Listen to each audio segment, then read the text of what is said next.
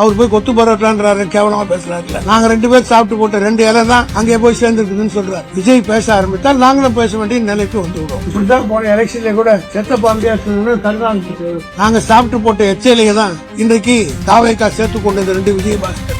எவ்வளவு பெரிய புத்தலாட்டம், எவ்வளவு பெரிய நாடகம். 9ஆம் தேதியே ஒரு அரசு ஆணை வெளியிடப்பட்டு விட்டது. விஜய் 10ஆம் தேதி போய் அங்க பேசினார். இவர் கொடுக்கிறாரு, அதை அவர் வாங்குறாரு, உடனே உத்தரவு போடுறாரு மாதிரி போட்டு ஒரு நாடகம் தான் நடத்துறாங்க.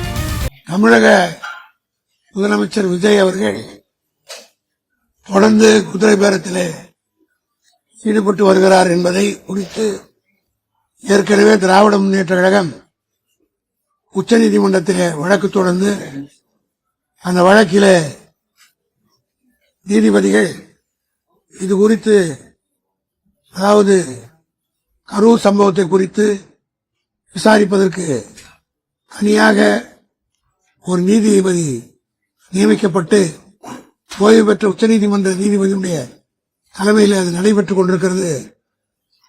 எதுவாக இருந்தாலும் அவரிடத்திலே நீங்கள் புகார் அளிக்க வேண்டும், இருப்பதாக இருந்தால் அங்கே கொடுங்கள், நீதிமன்ற அவமதிப்பாக இருந்தாலும் அங்கேயே நீங்கள் செய்யலாம் என்று எங்களுக்கு உத்தரவிட்டதன் காரணமாக திராவிட முன்னேற்ற கழகத்தின் சார்பில் கரூர் சம்பவம் குறித்து விஜய் அவர்கள் பேச்சு உச்சநீதிமன்ற ஓய்வு பெற்ற நீதிபதி அவர்களுக்கு அவருடைய பேச்சு முழுவதும் உண்மைக்கு மாறாகவும், அது மட்டுமல்ல வழக்கை பாதிக்கக்கூடிய தன்மையிலும் அமைந்திருக்கிறது என்பதை தெளிவாக நாங்கள் அந்த கமிட்டிக்கு அனுப்பியிருக்கிறோம். அதேபோல சிபிஐக்கு அனுப்பியிருக்கிறோம். அந்த மனுவினை சிபிஐக்கு உச்சநீதிமன்ற ஓய்வு பெற்ற நீதிபதி அனுப்பி வைத்திருப்பதாகவும் தகவல் கிடைத்திருக்கிறது. இந்த நிலையில் 10ஆம் தேதி கரூரிலே பேசிய விஜய் அவருடைய கூட்டத்தில் எவ்வளவு தில்லுமுள்ளுகள் எல்லாம் நடைபெற்றது என்பதை நீங்கள் எல்லாம் மிக நன்றாக அறிவீர்கள்.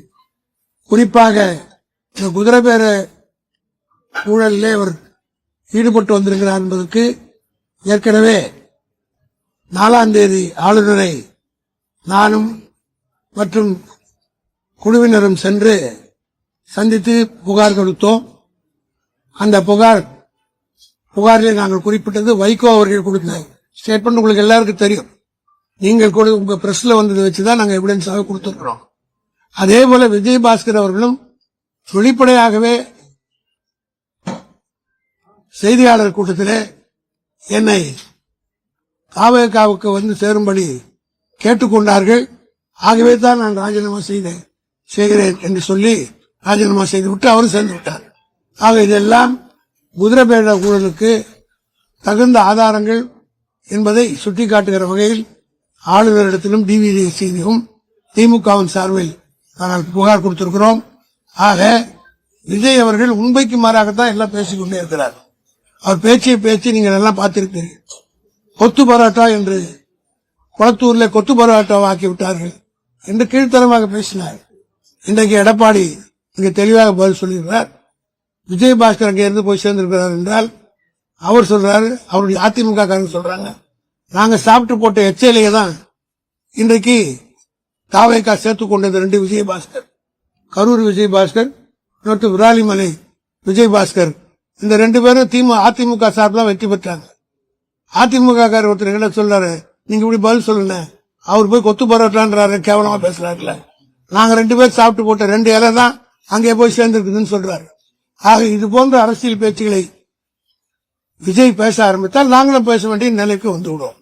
ஆகவே எச்சலை வைத்துக் கொண்டு அதுக்கு ஒரு விழா நடத்துகிறார்.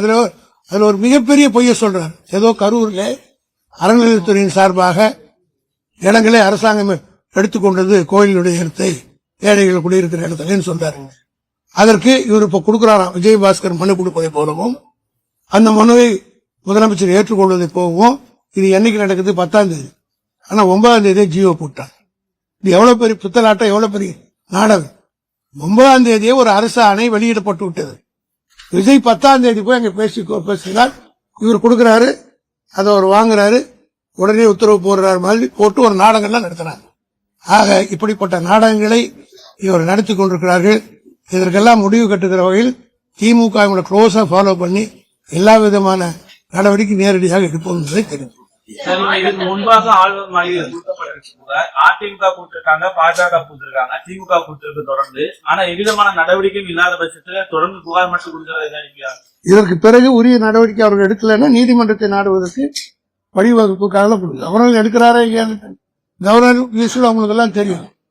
மனு அவர்கிட்ட கொடுத்தா, ஏன்னா நாங்க நீதிமன்றத்தில் என்ன கேட்பாங்கன்னா கான்ஸ்டிடியூஷன் ஹெட் அவரு தான். அவங்க அவர்கிட்ட கொடுத்தீங்களா, மனு கொடுத்தீங்களா, சட்டமன்றத்துக்கு சம்பந்தப்பட்டிருக்கிறதுனால is custodian of the legislature assembly, therefore he has to take action. நீங்க காம்பிடன்ட் அத்தாரிட்டி கம்ப்ளைண்ட் கொடுத்தீங்கன்னா கோர்ட்ல கேட்பாங்க. அதனால we will lodge the complaint. உரிய நடவடிக்கை எடுக்கவில்லை என்றால் சட்ட ரீதியான நடவடிக்கை எடுப்பதுதான் இதெல்லாம். டிவிஎஸ் புகார் கொடுக்கறது எப்ப நீதிமன்றத்தில் ஆகிறாங்க இப்பதான் ஆட்சி, 4 நாள் தான் ஆட்சி. அவருக்கும் கவர்னருக்கும் டைம் கொடுக்கறதில்ல, அவரும் கன்சல்ட் பண்ணி நடவடிக்கை எடுக்கிறதில்ல. ஒரு சஃபிஷியன்ட் டைம், ரீசனபிள் டைம் அவர் கொடுத்து அந்த ரீசனபிள் டைமுக்குள்ள அவர் ஆக்ஷன் எடுக்கிறதுனா லீகல் ஆக்ஷன் எடுக்கும். லீகல் ப்ரொசீடிங்ஸ் எடுக்கிறதுக்கு தான் இதெல்லாம் செய்யறோம். சரி, 6 மாதத்துல திமுக ஆட்சி அமைக்கும் முதலமைச்சரா மு.க. ஸ்டாலின் வருவாருன்னு அனிதா ராதாகிருஷ்ணன் பேசியிருந்தாரு. இது டைரக்ட் அது அவருடைய ஆசை. அவர் ஆசைக்கு குறுக்கே நினைச்சுக்கோங்க. அதாவது தயவு செய்து கூட்டணி கட்சிகள் கேட்டு திசை திருப்பாங்க. காரணம் என்னன்னா அந்த பதில் அவருக்கு அதுதான் பெருசா மக்கள் மத்தியில் போய் சேருது ஒழிய மெயின் எதிரி விட்டுரும். அதனால இப்படிதான் போன எலெக்ஷன்ல கூட செத்த பாம்பியா கருணாநிதி போன எலெக்ஷன் செத்த பாம்பியா. அதனால கருணாநிதி உள்ள போந்துச்சு. அந்த தப்பை தொடர்ந்து செய்து